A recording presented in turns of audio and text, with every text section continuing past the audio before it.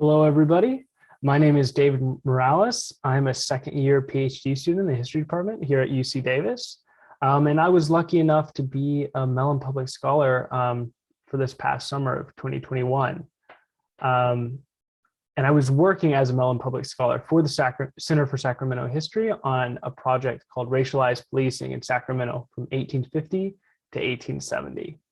And I'm going to talk a little bit about what that project did and some of the takeaways that I'm bringing with me once completing this project. So with that introduction, I'm going to take away my talking head and move forward. So as I mentioned, the community partner I worked with was the Center for Sacramento History. The Center for Sacramento History is an archival depository in Sacramento that has great archives on historical documents related to the Sacramento history. It also works in partnership with the Sacramento History Museum, curating exhibits and connecting the Sacramento community with its history. And at the center, I worked primarily with Veronica Candle, who was instrumental in guiding this project and being very supportive of my efforts. So what the center had me do was it asked me to come in and examine mug books, jail registers, and court records to determine arrest rates, conviction rates, and sentence time for people living in Sacramento in the wake of the gold rush.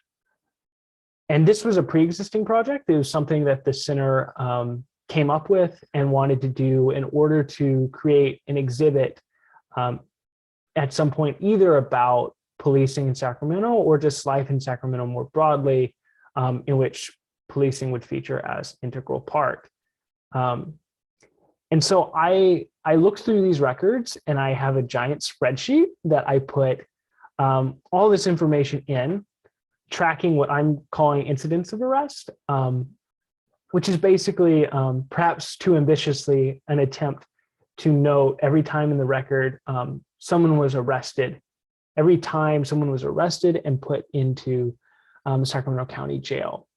And along with their name, if the records give me the information, I include the charge that they were arrested for, whether or not they were convicted at trial of that charge, and if they were convicted, what the sentence time was, as well as, and most importantly, how the record identified them racially. And this is most important because it should tell us something a little bit about how ideas about race intersected with ideas about policing and crime. And so the main goal of this project was to consider how race impacted policing practices in Sacramento through using quantitative data derived from these mug books and jail registers and court records. And then in conjunction with this, I also compiled a list of legislation of laws that discriminated against people based on racial categorization in Sacramento that sometimes would lead to certain arrests, but oftentimes could also be things like segregation of schools or special taxes. So I want to give a quick snapshot of one of the findings of this study. All of this is very tentative. There's only so many records I was able to go through in the summer. And so in many ways, it's a limited sample size, and also some of the records themselves are very spotty. But one thing that I found is that race seems to have had an impact on what people were charged with. And so we see certain kind of discrepancies in how certain charges are quote unquote racialized. On the left here, we see arrest rates based on racial categorization for incidents of petite larceny that show up in the spreadsheet that I created.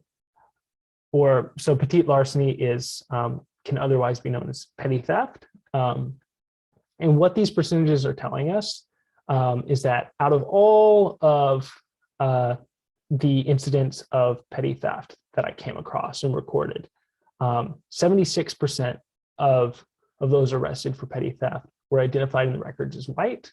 21% were identified as, usually identified as Chinese, but the records sometimes just generally refer to, we're not quite sure. Sometimes the records generalize when they shouldn't. So just broadly as kind of Asian or Asian immigrants, 0.5% of those arrested were identified as indigenous, and just over 2% were identified as Black or African American. And a caveat here is that because I'm using census data, Californios and Californianas, Hispanic residents of California, were also included in the census records as white. And so for the purposes of the arrest rates, I've also included them in the category of white, although in the spreadsheet I have, these two categories are disaggregated because it's clear from the records that they were not necessarily treated the same when it comes to policing practices. So on the right here, I have arrest discrepancy of petty theft. And the way this is calculated is it takes the percentage of charges, so what the numbers you're seeing on the left, and subtracts it from the population percentage in the census records for each racial demographic. And so if there's a negative percentage number in the chart on the right, this suggests that that particular population was underrepresented in charges.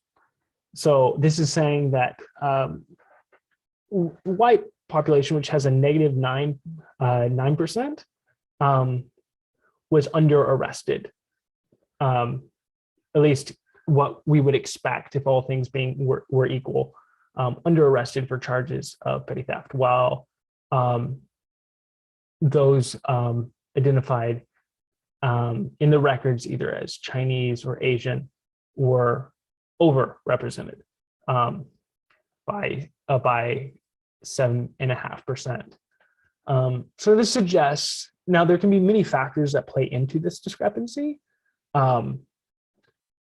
but this does suggest that there was a certain racialization of certain charges. There was an expectation of certain populations as they appear in the records to be associated with certain crimes. And so this is just one snapshot of one of the results that came out of this study. It's by no means incomplete. It's by no means complete, and it also could be tightened in terms of kind of how the data is used.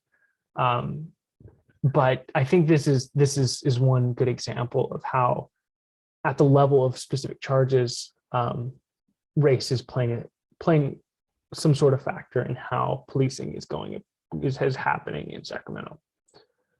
So one specific takeaway I have from this, which is something I kind of knew going into the project, was that there's a lot more to be done on Sacramento and policing, particularly on the quantitative data side. There has been some excellent scholarship that has looked at some of this, but Sacramento in particular has been under-researched, I think.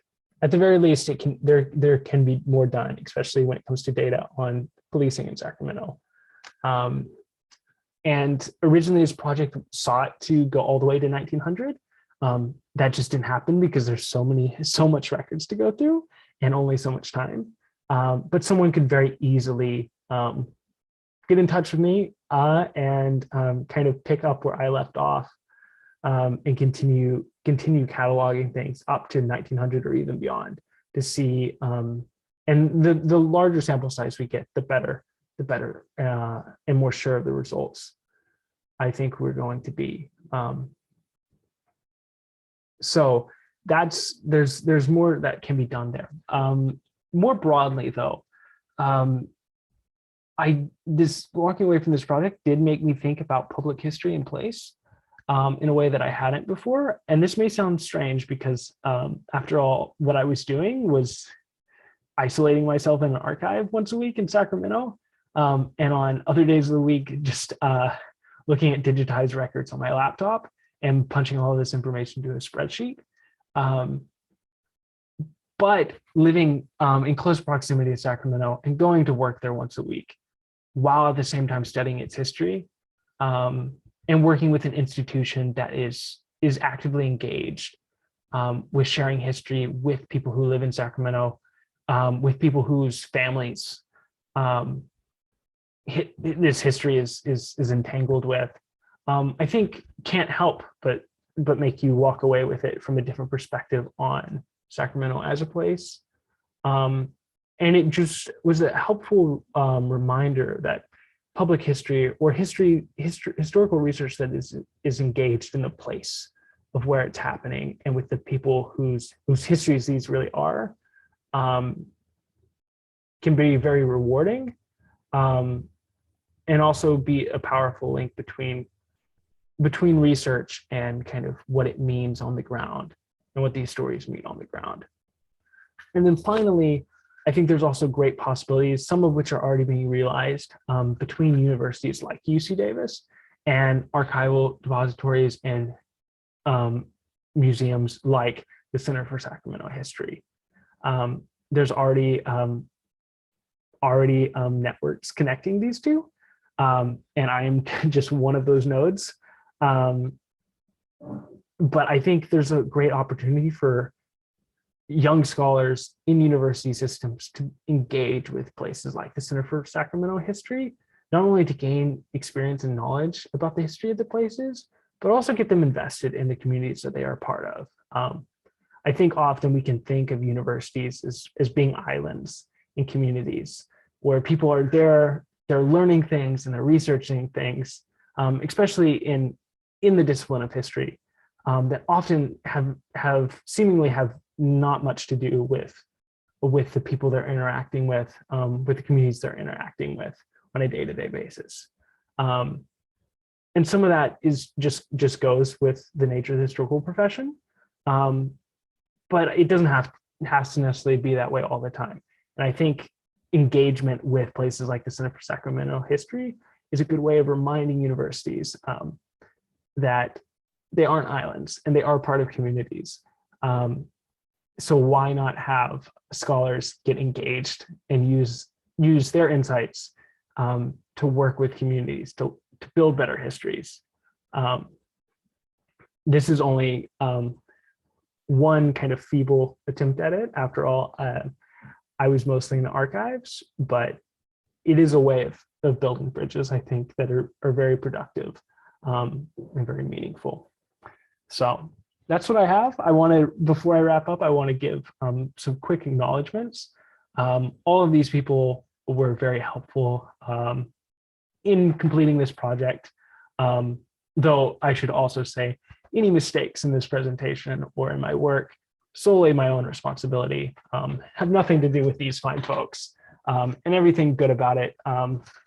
These fine folks have played some sort of role in it. I want to highlight especially Veronica Candle at the center, who is my point person on this project, who was very generous and patient, and very much open to ideas as we move forward this project. Greg Downs, who is my faculty mentor at UC Davis, who is very helpful for thinking about how to use data. I came into this project not a quantitative data person at all, and he was helpful making me feel comfortable working with these things. Rachel St. John, who is my major advisor, offered some really great insights into thinking about policing at this time in California specifically. Mike Haggerty, grad student at UC Davis, was very helpful, who does work on 19th century policing in the US, was very helpful in sharing sources and just offering commentary on the things that I was seeing, and helping me understand more broadly how Sacramento might fit into policing in the US more broadly at this time. And then Stephanie Maroney and Erica Colarenas have been great leaders of the Mellon Public Scholars Seminar and program, have made it really a great experience. And then last but certainly not least, the 2021 UC Davis Mellon Public Scholars cohort, an embarrassment of riches. brilliant, but also very good and kind, generous people, who it was a real honor to get to interact with in Zoom seminars, and whose projects just blow me away. So it was really great working with them. And then here's my contact information. You're welcome to reach out via email if you have questions about the project, complaints, critiques, but also if you want to look at the spreadsheets, know where you can find links to digitized sources, and figure out what this data can do for your own research or just your general curiosity. I'm happy to share. This project ends up being only a fraction of its potential if this information doesn't get shared. So I'm happy to do that. Please do reach out. And then also the Center for Sacramento History. The link to the website and their email is down here. Especially if you're a researcher, they have just wonderful archival resources and very kind people who are very much willing to help you to learn more about Sacramento. So that's what I got. Thank you so much. And it's been a real pleasure. Thanks.